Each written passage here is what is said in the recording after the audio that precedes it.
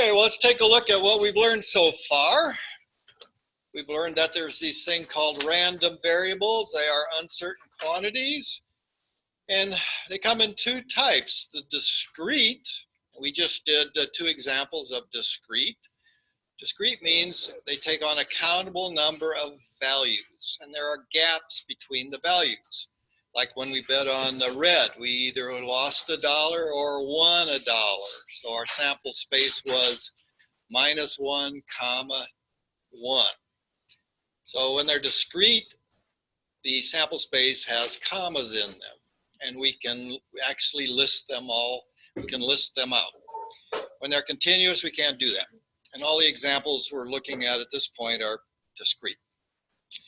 We learned that every random variable has a probability distribution. It shows you what can happen and gives you the likelihood of occurrence.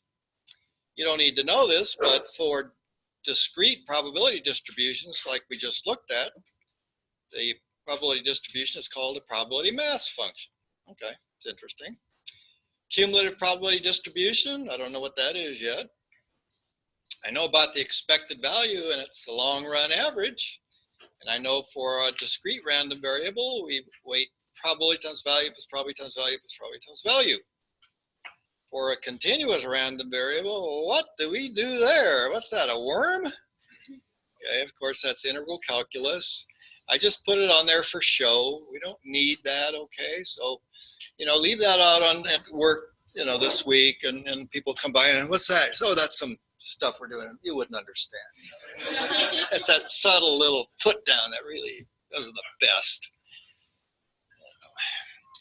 We know that there's a variance. We didn't know how to calculate it, but we talked about it.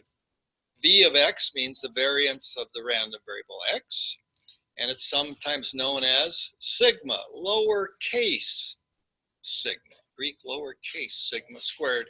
It's called the variance. And what do we do to find it? We take each value the random variable can take on, say how far are you away from the long run average, the expected value. We square it to get rid of the sign, and then we weight it by the probability. So what is the variance? It is the average squared distance that you are away from the expected value. It's the average squared distance you are away from the expected value.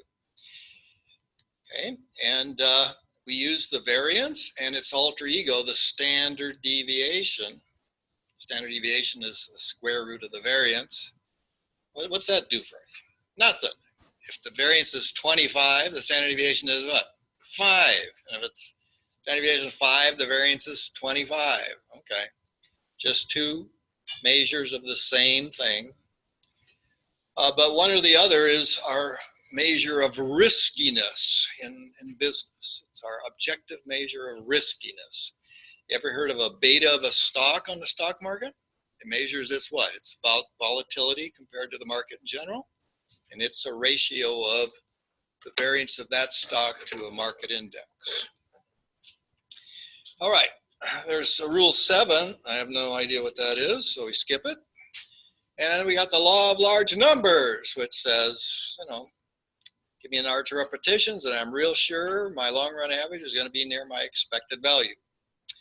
There is no such thing as the law of averages. It is a layman's pipe dream. Okay. The only thing we got in the world is the law of large numbers. That's all you got. You do not have a law of averages. Most people think that they're playing roulette and reds come up 20 straight times. So blacks do, right? Yep, yep. Well, you believe that with your heart and your wallet, they'll send a plane for you. Okay. Because if that were true, all you would have to do to go to Vegas is sit and wait for a bunch of reds to come up and then start betting black. And you could win. And as I said, they'll send a limo for you. You got the, you agreed to play that out. Yeah.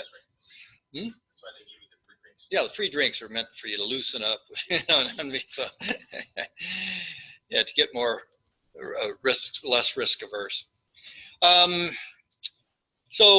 Yeah, all we got in the world is this thing called the law of large numbers. Okay, so here's how we use it in the real world. Problem 1, page 1. I want to be physical. I want to be fiscal. Certified public accountant. My attempt at humor.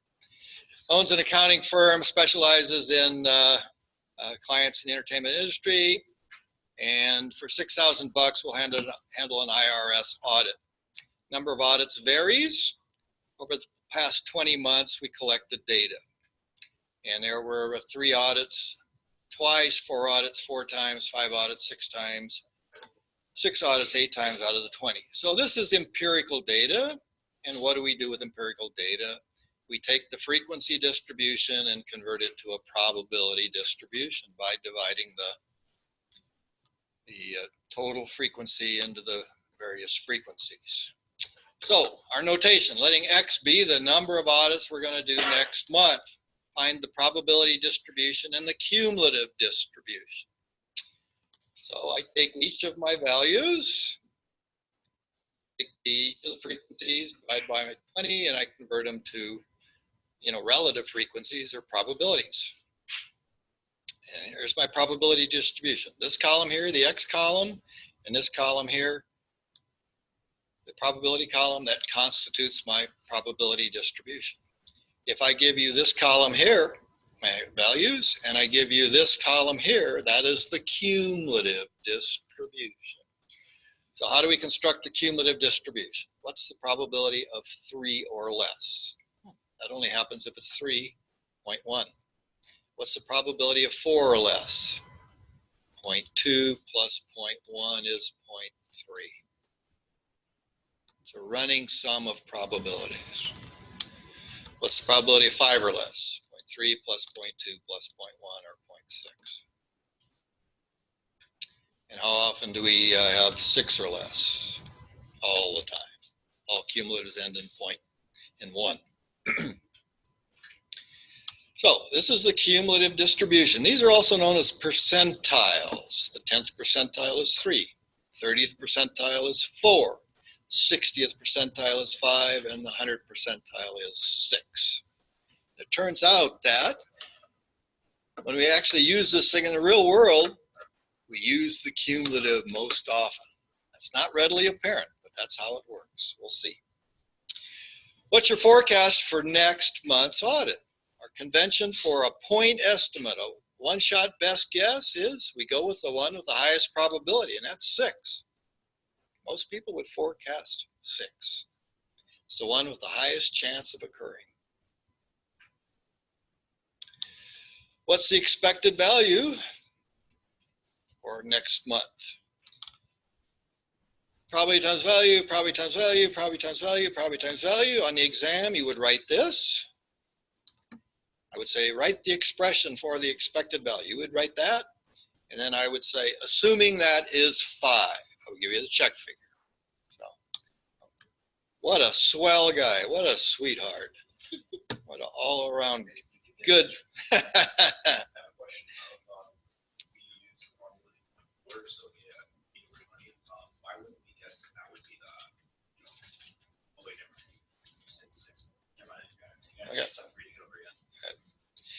Okay, write the expression for the variance. So I've already given you the expected value, check figure of 5. We go 3 minus 5, 3 minus the expected value, which is 5 from previously, times the 0.1.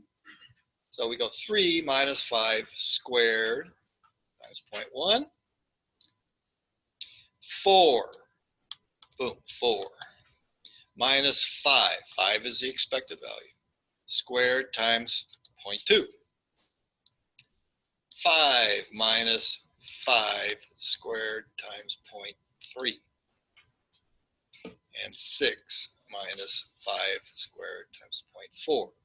That is this thing called the variance, which measures the volatility of the number of audits we're going to get in a given month. What's your forecast for the total audits for next year? Well, my forecast for each month is 6. if I do it just month by month by month. But you give me a group of them together, and then I say, law of large numbers, come on down. I will now use you. I take 12 times averaging 5 a month and guess 60. So you give me repetitions, and I will start to use the law of large numbers. So I have 12 months in the year. My expected value was 5. That's going to be my average per month. So I think I'm going to be around 60 for this year. So again, you give me repetitions, I start using the law of large numbers. And part F, what is the expected revenue from audits next month? Well, I get 6,000 bucks each. 6,000 times 3 is 18 thou. 6,000 times 4, 24 thou. 6,000 times 5, 30 thou. 6,000 times 6, 36,000. That times that, plus that, times that, plus that, times that, plus that, times that is the expected revenue. And it turns out to be 30,000. But there is a shortcut. If we look at this, okay, it is a straight increment of what? 6,000 every time. If you look at this new random variable we've created, revenue, if this has the same increments going down, then it is what's called a linear transformation. When a linear transformation is where we add a constant or multiply a constant. So, what's my linear transformation here? It's 0 plus 6,000x. Okay. We could have added a constant. Okay. 0 plus 6,000x. So it just says all you need to do is to plug your expected value into that you already got of 5 into the transformation, and you will get the same answer. So it doesn't matter which one you use. We just have a shortcut. I can just take 6,000 times the 5 I got, because these step up the same amount every time. All right, so that's our completion of our discussion of general random variables. Random variables where we go out and we collect observations and we construct the probability distribution and then derive the expected value, the cumulative distribution, and the variance. Our next topic is special random variables. These are random variables that fit some type of mold or prototype. That if we recognize that we've got this characteristic, this prototype, that there's formulas for the probability distribution, for the expected value, for the variance, and all the hard work's been done for us, and we got tables already for this type of random variable. Our example is page 3, problem 5. Igor Beaver, salesperson for Planet of the Grapes. That's cute. A medium-sized winery near Solvang. Igor is going on a sales trip, is visiting 10 restaurants throughout Southern California. Historically, Igor convinces 30% of the restaurants to stock his wine. So we're given this situation, and what's the situation? It is us going out on calls where we know how many calls we're going to make. It's equivalent to people coming in with appointments.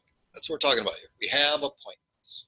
People not arriving randomly, they're arriving with appointments, and us selling closing a certain proportion. So it happens, quite a bit. What's my random variable? How many deals will we close? What value is it going to take on? 0 or 1 or 2 or 3 up to 10. We're calling on 10 restaurants. I'm going to close somewhere between 0 and 10 of them.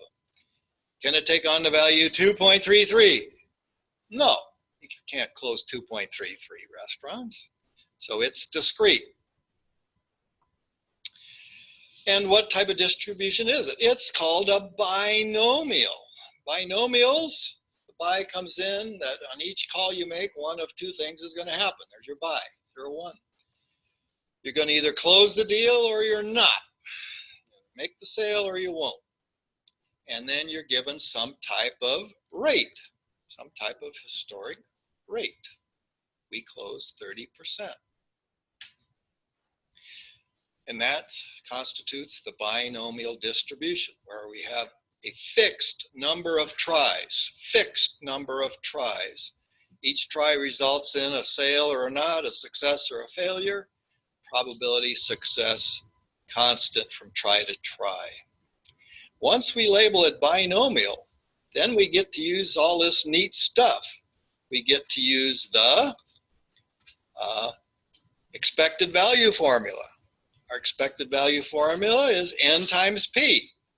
I didn't need to take this course and pay a big tuition fee to guess that in 10 tries. If we have a 0.3 chance in each try, we're going to average 3 successes. You know, you got a 300 hitter with 10 at bats, expect 3. What I didn't know is the variance, which measures its volatility, is n times p times 1 minus p, but now we know. So I have formulas for the expected value, formulas for the variance. And what's more, if I need to look up a probability, I have tables for it. What's the probability that we will sell 4 or less, make 4 or less sales on this trip, 4 or less? So we go to the tables provided by our dear and beloved prof at no cost to the student, great personal expense to him. And the page 1 is the binomial right off the bat. We go down, we find the n that we want, and the n that we want is on page 3. There's your n of 10. Whenever we go to a new table, we say, what's my column headings? What do I got to match up with? Got to match up with the n first. Next, I match up with the p. Our p is 0.3. There's our cumulative distribution, starting small and going to 1. What's the probability of us getting 4 or less? Making 4 or less sales. There it is right there. This is a less than or equal to table. A less than or equal to table. Every one of our tables is a less than or equal to table. 0.8497. So the probability that we're going to see 0, 1, 2, 3, or 4, and something less than 4 is 0.8497. If I wanted to say, what's the probability of being between 2 and 4? Between 2 and 4. I want 2, 3, and 4. How would I do that? I start with 0 through 4. Does that cover the ones I want? Yeah. And then the bum brother-in-law's in there too. We got to get rid of him. The ones I want are 2, 3, and 4. I grab 0, 1, 2, 3, 4. That cover the ones I want? Yeah. So first thing, cover the ones you want. Next, throw out the bums. Get rid of the ones you don't want. I don't want 0 and 1. Get rid of 0 and 1, and that gives me the between. So here's how we do betweens. We use this method. You take this one here, and you look up that, less than or equal to. Then you take this one here, drop it by 1, look that up. So if we look this up, and 1 or less, oh, did I get that right? Yes, I did.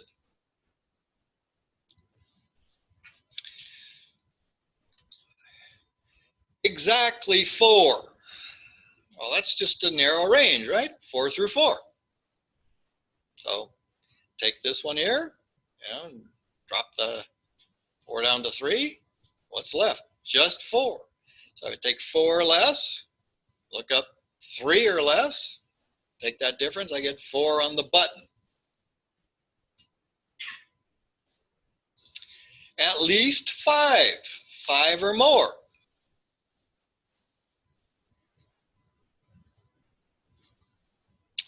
So I want 5, 6, 7, 8, 9, or 10. So what would I start with? 10 or less, right? Yeah, but maybe the random variable we're looking at is infinite.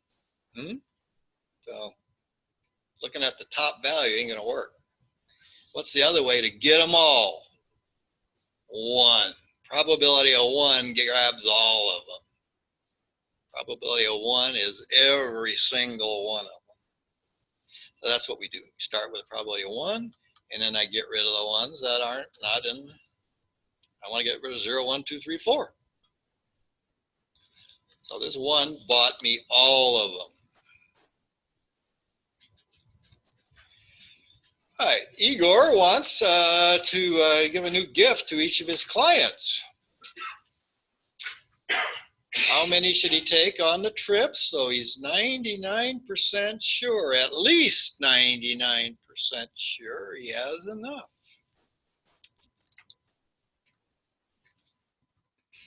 Start here, we start going down the column.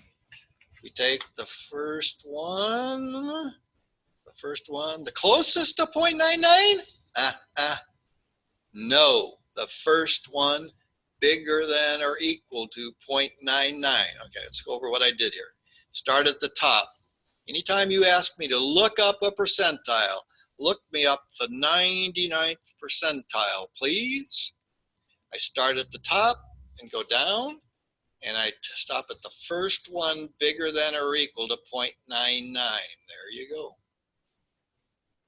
First one bigger than or equal to probability 0.9900 is 0.9984. You need to pack 7 gifts for the trip.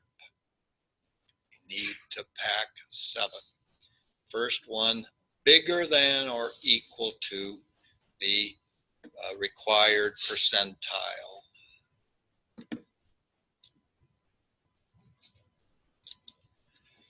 Okay, and lastly, I closed that. Rats.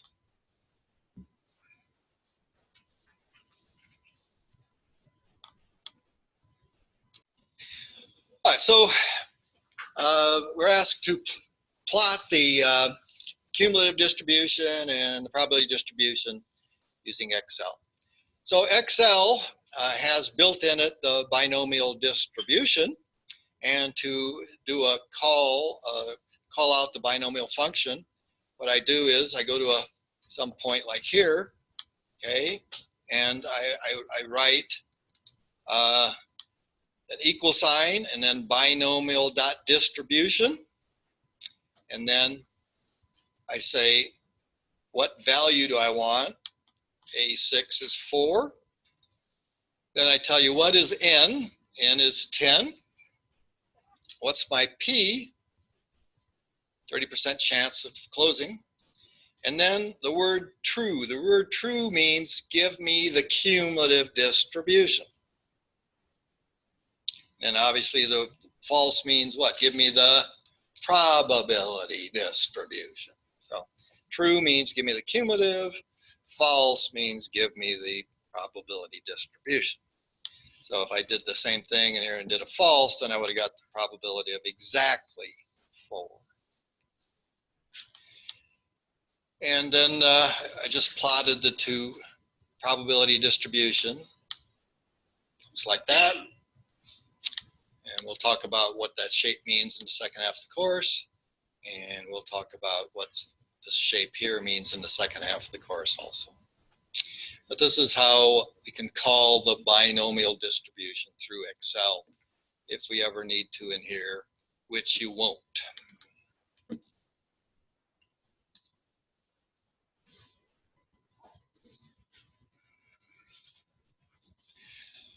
All right, so what have we learned? We learned there's this thing called the binomial distribution. It was developed by one Jakob Bernoulli. I'll tell you about him in more detail on Tuesday. He was an interesting character. He lived about the same time Isaac Newton did, which is part of his problem. And we're looking at how many successes do we have in a certain number of tries, where each try has a fixed chance of success. And again, the most common application of this models people coming in with appointments. Its parameters are N and P. N is the number of tries, P is the probability of success. Its sample space is, it's discrete and finite. And that makes it unique among our special cases. That makes it unique among our special cases. What's this? Oh, maybe I want to leave some notes open to this week at work. This is the formula that Bernoulli developed that's embedded in Excel. Okay, there's your answer. That's the formula for the probability distribution. What's that, a surprised N? What the hell is that? I don't know. Factorial, I know what it is. All right, and this tells you the expected value of the variance and how we use the tables. This is just you know, nerd speak for how we use the tables here. This doesn't make sense to you, ignore it. All right, our next example deals with Ivana Dye. It's 8 a.m. Monday morning, and Ivana Dye has just arrived at her job, IT troubleshooter for a small corporation. Ivana spent the weekend at a bachelorette party in Vegas with her best friend. She has a horrible hangover. I have no personal knowledge of this problem. Never had it. You know, a hangover, you know, where you can feel your cells divide. You know, ooh, ouch, ouch. I have no personal knowledge about that. She's got to work until 12 noon so she can find relief at the nearest bar. Trouble calls come into Ivana randomly at a rate of 2 per hour. What's the probability that this morning Ivana will get, boom, a certain number of calls in the next 4 hours? I want to know, why am I concerned with the next 4 hours? Because you know, if I get too many, my head's going to explode. You know, if I get too many calls coming in before 12. So I want to know how many are going to come in before 12 o'clock until I can go out and then get myself whole again. So what's happening here? Here we have what? Random occurrences, customers, if you will, coming in randomly. This is the retail outlets, people coming in without appointments. And this is called arriving in a Poisson fashion. When they arrive randomly, it's called Poisson. Poisson, of course, is French for fish. Poisson du jour means what at a fancy restaurant? Fish of the day, yes. Poisson du jour is fish of the day.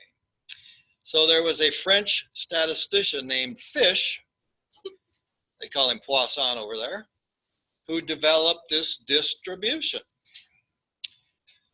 All right, what values can it take on? How many trouble calls could Ivana handle this morning? Well, none, or 1, or 2, or 3, or 4. Is there a specific upper bound? No, there isn't. I mean, the probability gets smaller and smaller and smaller, but you know, who are the trouble calls? Same idiots calling you over and over again, right? It don't work. Right? It don't work now again. You know, so you could have repetition, whatever. There's no specific upper bound. The probabilities get less and less. They trail off, but there's no, that's it. And they get infinitesimally small, but you know, there's no specific upper bound. That's what differentiates the binomial and the Poisson. Poisson has no upper bound. They're both discrete. They both take on the counting numbers. Binomial has an upper bound. If it's got an upper bound, it ain't Poisson. If it doesn't have an upper bound, it ain't binomial. The parameters of the Poisson are lambda. That's the lowercase lambda, made famous in the movie Revenge of the Nerds. That's a lowercase lambda. No, the only fraternity. It was a funny movie. It was a good movie. Lambda, lambda, lambda. Okay. So 2 per hour is my arrival rate. T is the number of hours I'm going to sit there and count for. I'm going to count for 4 hours. So how many people, how many trouble calls are going to come in the next 4 hours? I think it's going to be around 8, right? 2 per hour, 4 hours. I think it's going to be 8. 8 is the expected value. But what? It's also the variance. Whoa, that's an interesting fact, an interesting tidbit, that the number that measures my long run average also measures my variability, that the Poisson is one of the few distributions whose number that measures its expected value also is its volatility. Now you'll have something interesting to talk about at the next MBA mixer. Okay. Mention that and people will turn around and leave you quicker than they already do.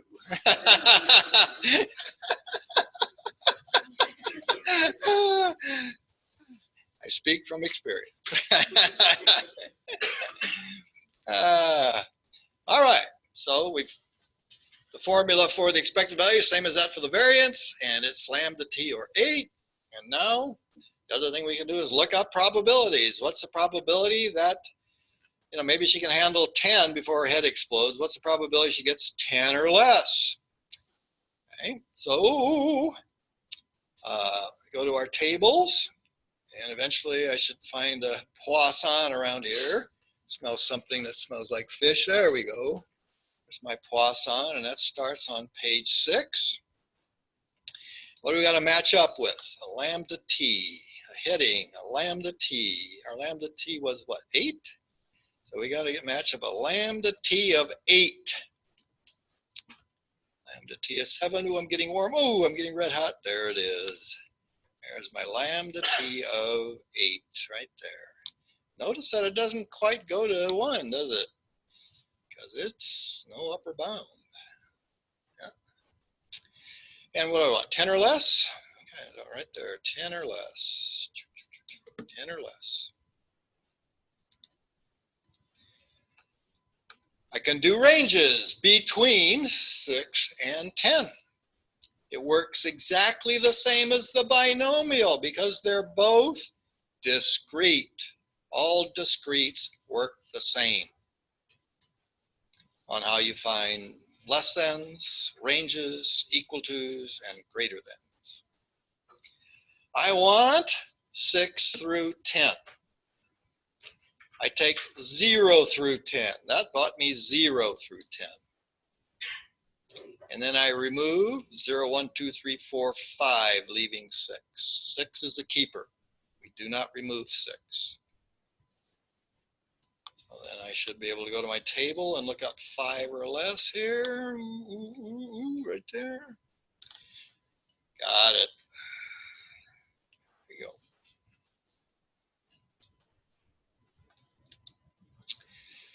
Exactly 10. 10 or less minus 9 or less. 11 or more. 1 minus 10 or less. 1 minus everything that's not 11 or more. 0 through 10.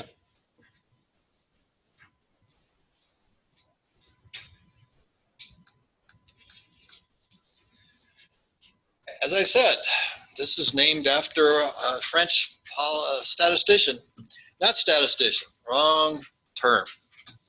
Because he died in 1840 and the word statistics and statistician didn't come in until right about the Civil War, which was about 10 years, 15 years after that. So he was a mathematician. Simone Denise Poisson.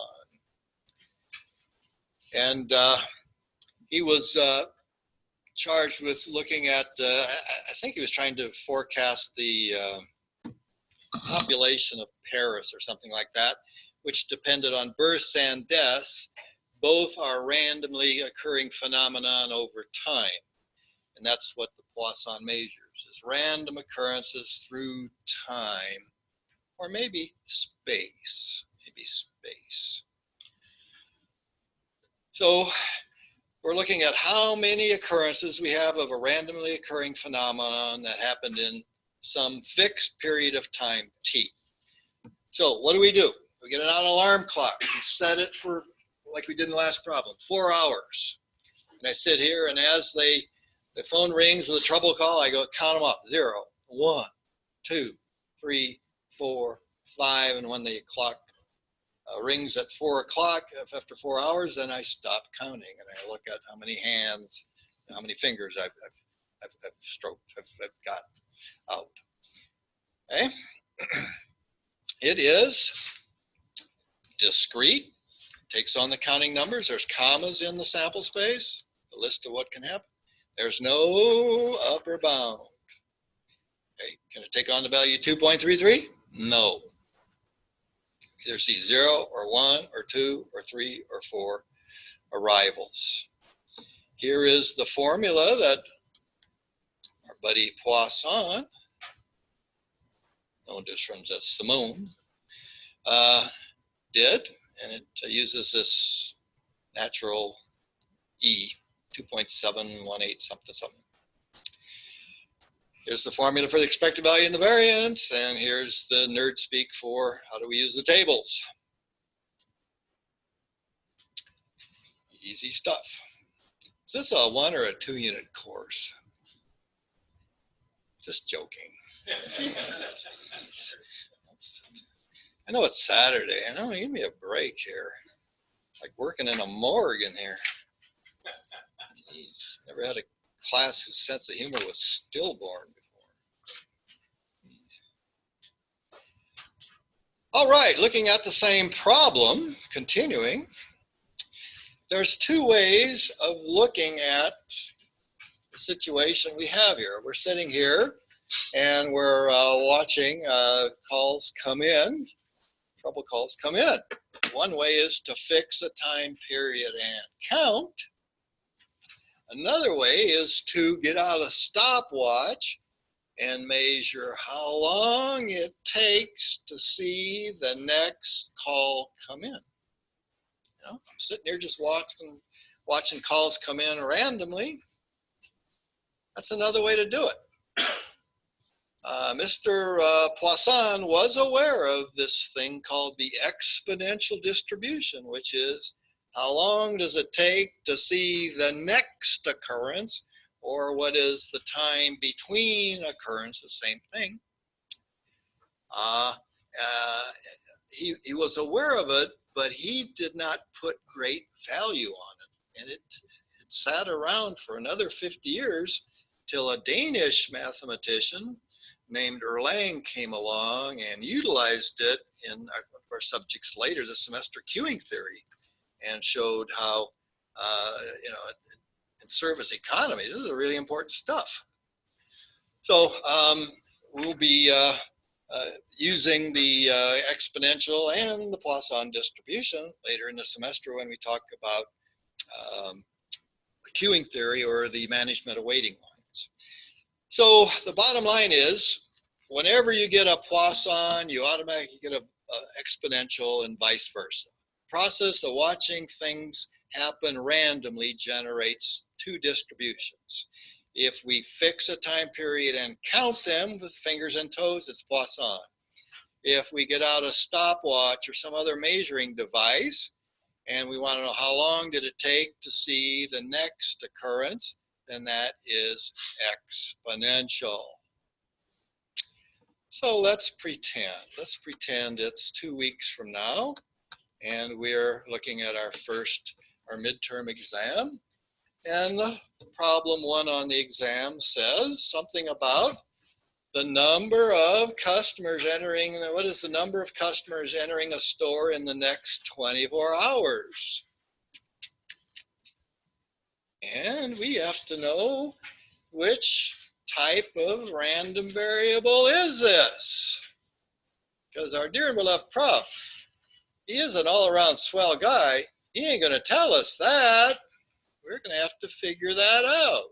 Because when we get out in the cold, cruel, real world, what are we going to do? Call him and ask him? Well, we could, but he's going to expect us to pay him if we do that.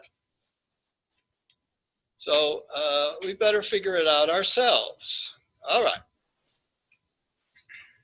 What kind of distribution is the number of customers entering a store in the next 24 hours? It is,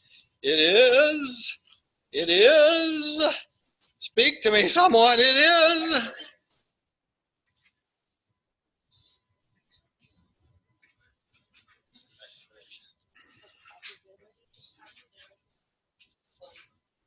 Oh, I love it when you talk French.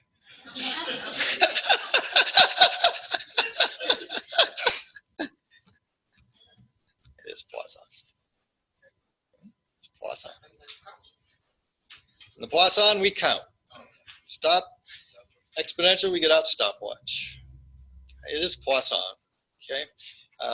Remember the Addams Family on TV? Whenever what was the girl's name on that? Morticia.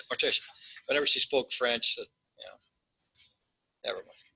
If you watched it, it was funny. If you don't watch it, then there's no sense going. The joke's dead anyway, so forget it.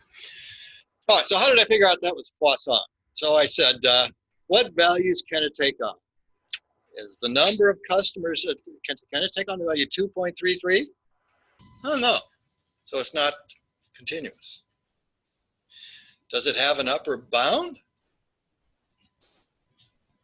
No, not really. I mean, I don't expect 1 trillion, but there's no specific upper bound. You can't point to a number and say, well, that's it.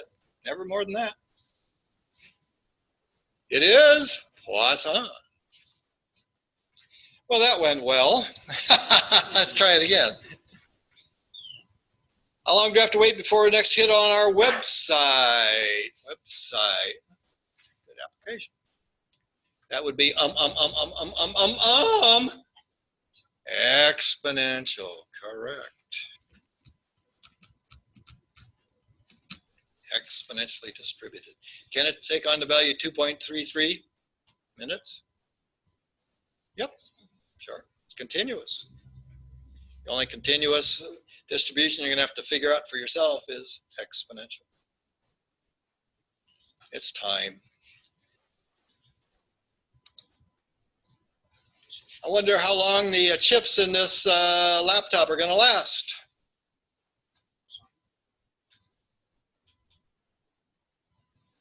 Slow down. Moral of my story all semester is going to be slow down. Don't do anything quick. Life's not a timed exam. Slow down. Can it take on the value 2.33? Yes. It ain't Poisson. It is exponential. And it really is. Honest and, I can spell exponential. Honest to goodness is. The distribution of lives of electronic equipment is exponentially distributed. They have the interesting property that, let's suppose a new laptop has the chips in a new laptop have a life expectancy of 5 years. If I have used the laptop for 3 years, what's its expected life? 2 years? Nope, 5 years. A working used one has the exact same life as a brand new one. That is true for electronic chips. Mechanical things wear out, chips do not. Okay. In fact, when do they fail? When's the failures? When do the electronics usually fail? out of the box. Right out of the box is the highest chance of failure. Has the unfortunate name of infant mortality, but that's what it's called. When they fail, they usually fail young. Okay, moving right along, the number of freeway fatalities in LA County next month is, slow down, Tom. Slow down. It is, thank you, Poisson. Gonna take on the value 2.33 deaths? Does it have an upper bound? Could have done deaths, murders in Chicago.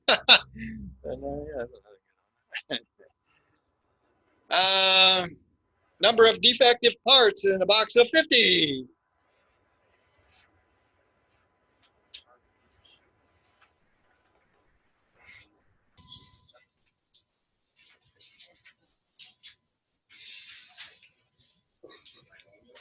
Thank you. A light in the black hole that is this class. Lighten up, people. That was an insult I just laid on you. Enjoy it. Okay. Can it take on the value 2.33? No. Does it have an upper bound? Yeah, 50 parts. Binomial. See how easy it is? Once you just slow down and not try to show off and just slowly and methodically, yes. So far we have 3. We're gonna have 4. We're gonna have 4. We're not gonna get the normal distribution today. We'll pick that up. With some slack time and coming up in a week or so. We'll pick up the normal distribution. Normal distribution on the midterm, you will be told it's normally distributed. You will not be told what these, if you have a Poisson binomial or exponential. You got to figure those out for yourself. All right, so let's go back and finish the exponential. So we have something called the exponential distribution. Okay, what value is going to take on? Well, when might the next call come in? This instant, right here at time 0, or sometime in the future. You know, that's the technical way we write now or sometime in the future. That's what it's saying.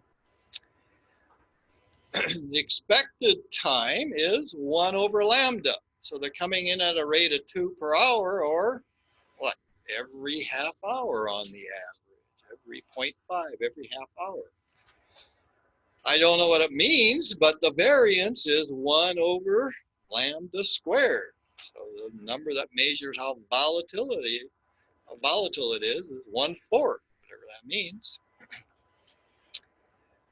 Less than or equal to's, we just look up right on our tables.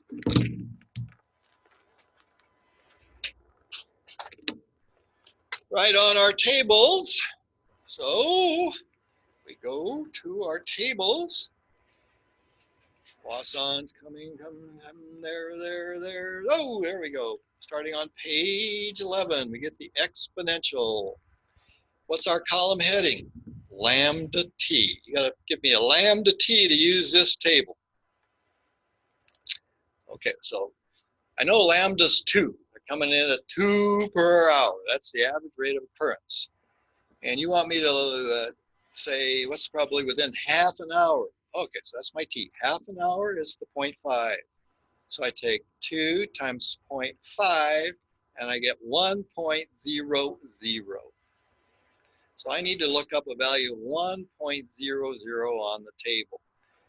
My lambda was 2, and the specific value you're interested in, what's the probability?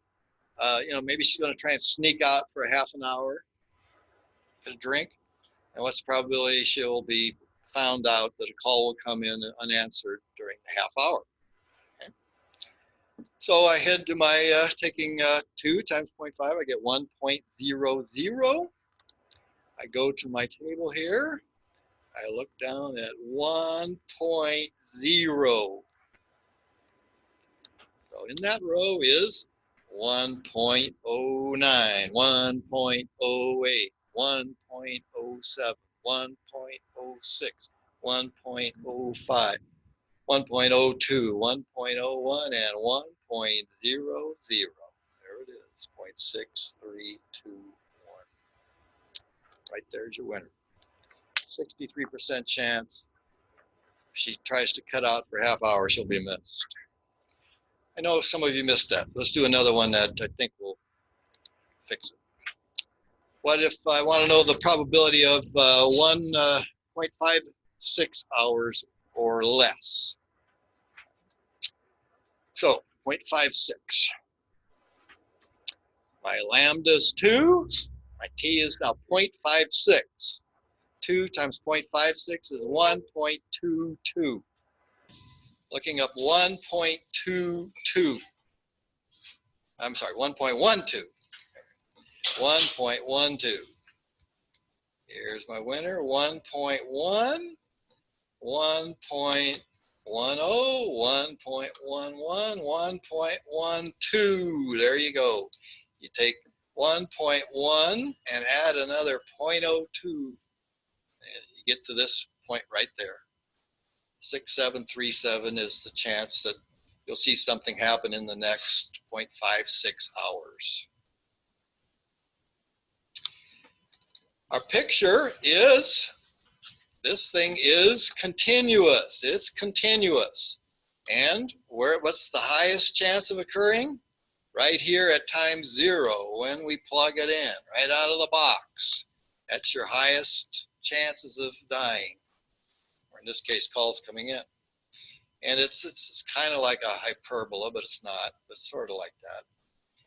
Now, we got too many points to talk about the probability of each point. So what we rely on for continuous is area under a curve. So this probability of being of 0.6321 is this area here. This area right there is 0.6321. The area under the whole curve, this area below here, is 1. The area just here is 0.6321. So for continuous, it's probability is area under a curve. Now, how does that affect you? When you do a less than or equal to, no effect at all. You just look up the value. That's the same. When you do a range, that's different. Before, we would have dropped down something below 0.5 here on a range, right? But here we can't because there's something at 0.4. We can't drop down at all. We'll be leaving something out. So we have to make the cut right at 0.50. We don't drop down at all on a range. We don't drop down at all on a greater than or equal to. Whatever that value is, that's what you leave it here. That is the only difference as far as you're concerned between continuous and discrete. It's just when you do a range, you don't drop down at all. What's the probability that the next occurrence will happen somewhere between a half an hour from now and an hour from now? We look up 1 hour from now or less and the half an hour now less. And it gives me this turf right in here between half an hour from now and 1 hour from now. We already looked up the 0.6321. We need to know what's the chance of the 1. Lambda is 2, t is 1, 2.00. Heading up to 2.00. There's our guy right there. 8647. Give me something tough. All right. We do not talk about the probability of equal anything because they're all infinitesimally small. Don't worry about that. So we got this thing called the exponential distribution. There's the goodies on it. What? You say you want to practice? Well, ask and ye shall receive. Our practice problems for Tuesday are, I'm not going to collect them. I'm not going to call on anybody. They're for your own edification. Okay? if you're not good at this stuff, you need to practice these. Okay, the lecture notes are already posted for next time. They have the answers to them. Do not look at the answers and then work the problem. Do not look at the answers until you've mastered the problem. Do not look at the problems unless you're hopelessly stumped. Do not look at the problems and look at my answer and then say, oh, no, I got it. Because no, you don't. And that splat sound you heard is your face November 2nd on the tile in here. All right, so practice these. In the workbook, there's also problems with asterisks on it, and the solutions are given for those on Canvas somewhere. The solutions to the asterisk problems are already posted. Any questions before we